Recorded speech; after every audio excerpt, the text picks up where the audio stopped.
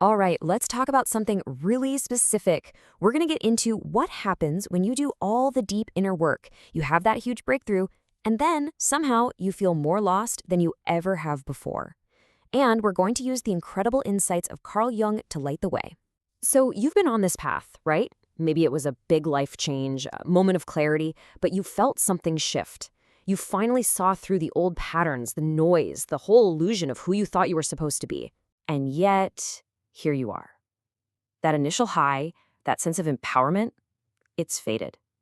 And now there's this quiet, kind of confusing emptiness.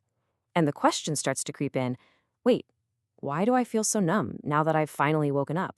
This right here is the paradox. You expect that awakening to feel like passion and energy and freedom and clarity, but the reality for so many people is just emptiness. A kind of numbness, maybe some old cravings coming back, and just a whole lot of confusion. It's a really misunderstood part of the whole process. This feeling, we can call it the awakening paradox. And what's so important to get is that it's not a sign that you've failed or done something wrong. It's actually a known, almost essential psychological phase. It's a sign that you're in between two worlds. And this is where the brilliant psychoanalyst Carl Jung just nails it. He knew that an awakening isn't the finish line. Nope, it's the starting gun for a profound encounter with all the parts of ourselves we've spent our lives ignoring. It is the beginning of making the darkness conscious. So what's Jung's diagnosis for this feeling? Well, he basically provides a map for this inner world, and it starts with understanding two key parts of you, the part that's falling apart and the part that's waiting to be born. First up, you've got the persona. For most of your life, this was your engine, your operating system. It's that social mask you put on to get approval, to achieve things, to be seen as a good or successful person. But after your breakthrough, you see the game, and all of a sudden that mask just feels fake. It's heavy, it doesn't fit anymore. And when the persona's grip starts to loosen, something else steps out of the shadows. This is the shadow. It's everything you've ever pushed down and rejected about yourself. The shame, the fear, the messy, inconvenient desires. And Jung knew that its favorite way to get your attention is through cravings and addictions. It's not some monster. Think of it more like a messenger from a lost part of you that is desperate to be heard. Okay, so this is the absolute key to understanding what's going on. You're not lazy, you're not broken or unmotivated. You are in a sacred pause. Your old fuel system, the one that ran on the persona and ego, it's completely out of gas. And the new, deeper, soul-led system, it just hasn't been built yet. You're like a caterpillar that's dissolved into goo inside the chrysalis. You're not a caterpillar anymore, but you're not quite a butterfly either. This in-between space, this goo phase, this is where the real work begins. The goal isn't to fight the emptiness or to run from it. It's to learn how to navigate it. So how in the world do we do that? You know, our first instinct is just to fight back, right? To use willpower to crush these feelings. But trying to suppress this stuff is exactly like trying to hold a big beach ball underwater. The harder you push down, the more forcefully it's going to pop back up, probably right in your face. So what's the alternative? Attention. Pure, simple attention. The next time that craving or that wave of emptiness hits, just try this. 1. Just pause. Don't act. 2. Notice the story your mind immediately starts telling you. You're a failure, this will never end. 3. Try to name the real feeling underneath all that noise. Is it loneliness? Is it fear? Boredom? And 4, this is the most important part, get curious about it. Ask it what it wants, what it needs, without judging it. That simple act creates a little bit of space between the feeling and your reaction to it. And let's be real, this is hard work. As Jung points out, our default setting as human beings is to avoid this exact feeling.